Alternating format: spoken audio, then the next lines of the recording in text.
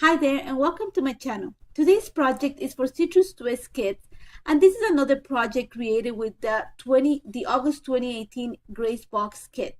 And if you have looked at this kit, it's more than just a faith-based kit, it's also a multimedia kit. So I'm showing you just a little overview of what it comes included. There's some papers from Illustrated Faith and Bella Boulevard, also from Simple Stories. It comes with a set of exclusive die cuts. There's a set of alphas, there's some markers and some paint, actually a stencil too. So you're going to see that I'm going to combine a few of the pieces to create a layout. And I'm basing it on the same verse that I created my journal page, and it's Isaiah 31st verse 10. And for this particular layout, I want to document a picture of my husband and I. And I want to use a mixed media background using all the contents of the kit. So to start this, I am using a basil marshmallow cardstock. It is a thicker weight of cardstock, so it's going to hold the mixed media pretty well. So my idea was to create sort of an ombre effect for the background with the paint that's included in the kit. And you're going to see that I put some white paint because I want to mix it. Like I said, I'm thinking ombre effect. I'm starting from dark to light. That's the best way that I'm trying to work. What I'm making sure though along the way is that I have defined brush strokes, sorry. So you're going to see that I'm going only in one direction, in this case left to right, because I want to make sure that the lines of the brush strokes don't cross. I want to have a kind of a unified look. You're going to see that I do a few layers of mixed media. This is my first layer. And like I said, I am making sure that there's some distress on the page. I am going to try to cover as much as I can also of the background, like of where I put the paint. And I'm being careful of stretching the paint so that you can see the ends of the brush stroke. I like that. I like the messiness of the page. Now, before the paint's drying, it's pretty much right away, I'm using the stencil that comes included in the kit, and I'm using a baby wipe to take some of the paint away through the stencil so that I'm gonna have the impression of the stencil within the background. And as you can see, all I'm doing is putting the stencil down and just lightly rubbing the baby wipe. It's taking away some of the paint and also leaving some paint behind in the grooves of the stencil. So I'm gonna use that to stamp along the way. And that's pretty much it. Super simple. If you're gonna do this, make sure that you use the baby wipe almost as soon as you apply the paint. You wanna make sure that the paint's still kind of wet. If you let it dry a little bit, then you're gonna start taking away some of the paper. I think it's called peeling or piling, I'm not so sure. And that's pretty much it. So as soon as I had that done, one of the things that I picked up this month from Citrus Twist Kit shop is the entire Pink Fresh Studio watercolor, liquid watercolor collection. So I'm using, I think it's aquamarine and blue sky, as well as Heidi Swap color shine on the page. And you're gonna see that I'm doing this, and I'm gonna actually right away start stretching the ink droplets in this case, so that I have this strike look on the background. And what I'm doing is I'm still continuing to the same side where I added the paint. And you're gonna see that along the way I'm adding some paint because it's just gonna help me stretch the watercolor in this case. What I'm doing at the same time before the paint dries, I'm gonna add another layer, or I'm gonna take some of the paint in this case using the stencil. And you're gonna see that this time around I am gonna get a different impression. It doesn't take away the paint, it's actually moving the paint around because it's so fresh, and I have actually added also the watercolor, so you get a different shade of the impression, and it looks great. I love it. I love the fact there's different layers. I love the look of the background. It has this look of linen, and I'm loving it. I love how this turned out. Super simple background, but actually very effective. Try it. Like I said before, was super simple to create with just the contents of the kit. Now what I'm gonna do right now is I'm actually gonna back the picture. There's a picture of my husband and I. We went to a wedding a couple weeks ago, and I just wanted to document this picture. We've been together for 19 years. One of the reasons that I'm a born again Christian is because of my husband. So it was only fitting that, you know what, I create a layer about us using the verse that talked about, we're still together. God will never leave you. And I wanted to be the same thing because that's the way my husband and I feel about it. So like I see, I cut a few of the papers that came included in the kit just to layer and to back the picture.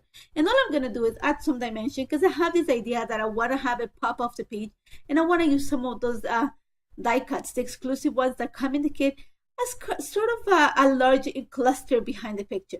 So all I'm doing, like I said, is you see me, I'm layering all the papers that I have cut, and I actually used some of it before to add it to my Bible. So now what I had that done, like I said before, my idea was to create a large cluster with the die cut, but I didn't want to have them white. I wanted to have something that is going to bring some attention to them. So the best way for me to actually create some definition was to add some opacity to it. And I achieved that through vellum. And if you've seen my work, then you know that I'm addicted to vellum. I love vellum. So by backing the cutouts, and I only add glue to the center of it, so there's a movement on the petals, and I just fussy cut around it. That's pretty much it. You're gonna see that after this is done, the layer comes together actually pretty quickly. All I'm gonna do right now is use some foam adhesive just to create the cluster. I want to add some dimensions, so you're gonna see that I'm gonna play around with some foam adhesive and the flowers just to create sort of a corner cluster on the top left corner of the picture. Once I have that done, I have the flowers there, and I use different thickness or heights of foam adhesive because I wanted, like I said, to create dimension on the layers. Once I have that done, I am going to go ahead and glue some of the leaves that also come included in the kit. And I'm just going to use a little bit of glue at the ends, and I'm going to kind of hit the ends of the leaves underneath the flowers. And you don't see on the video is that I actually use a little bit of foam adhesive at the ends of each of the leaves just to create a little bit of a lift, like make it more natural, the movement. I didn't want them to lay flat on the page. I wanted to have the soft shadow that you see on the background. Once I have that done, I am gonna actually just add the title, and I'm using one of the words that come, the die cut words that come in the kit.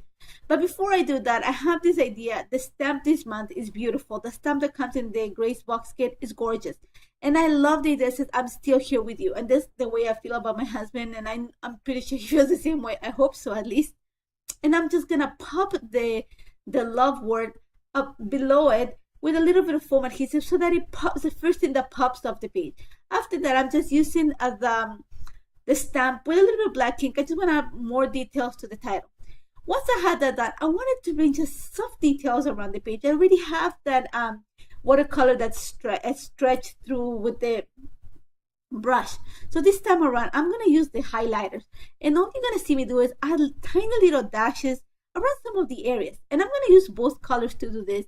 I wanted to bring just little, really soft pops of color. I don't know if you can see that great in the video. The highlighters are pretty bright.